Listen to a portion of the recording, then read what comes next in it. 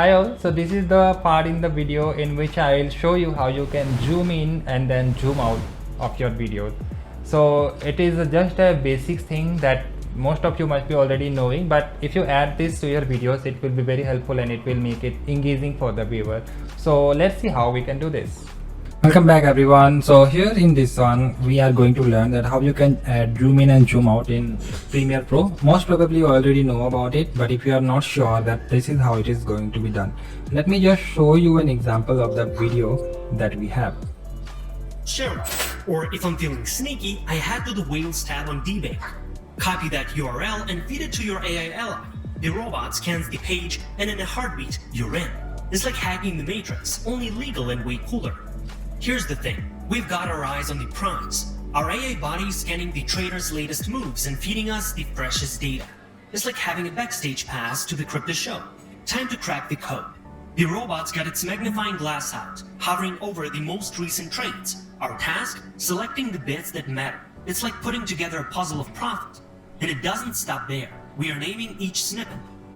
So you must have got the idea what we are going to create here. So let's see that how I have done it.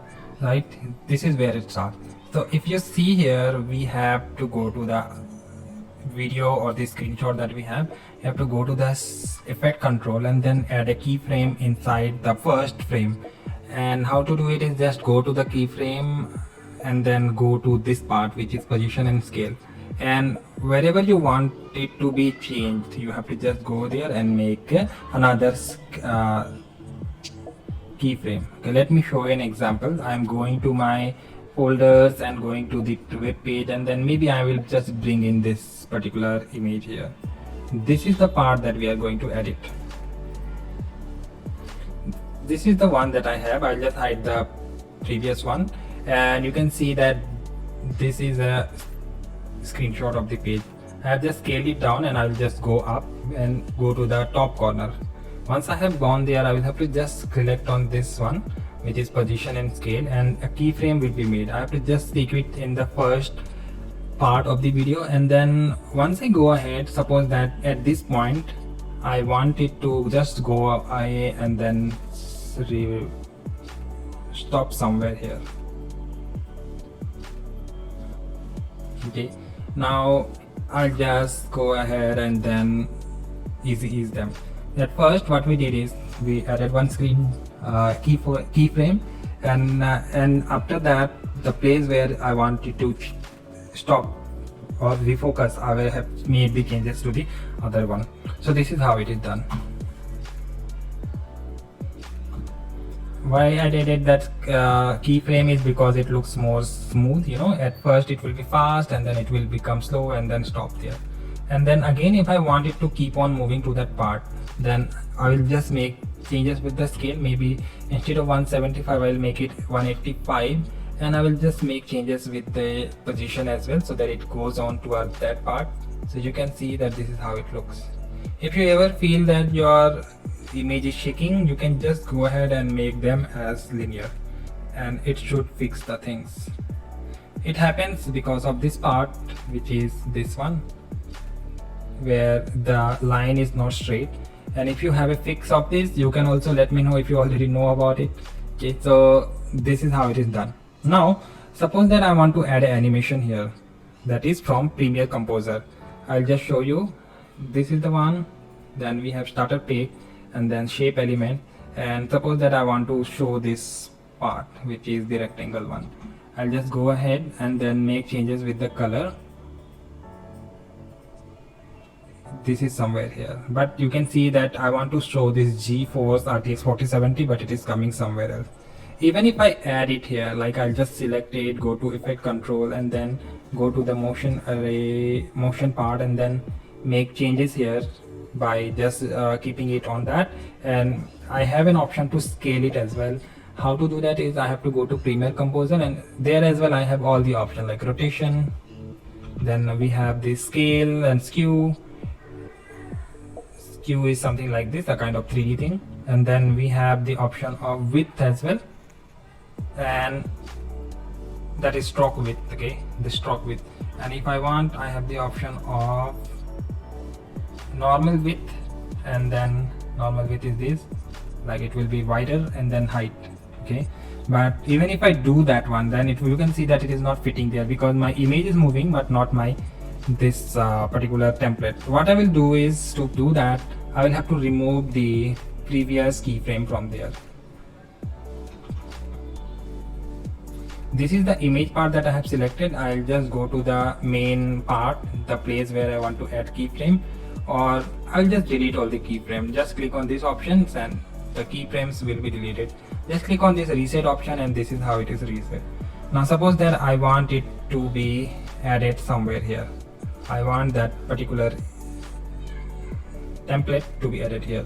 I'll just go here and then make changes. Maybe I'll have to click on this and see where is the problem.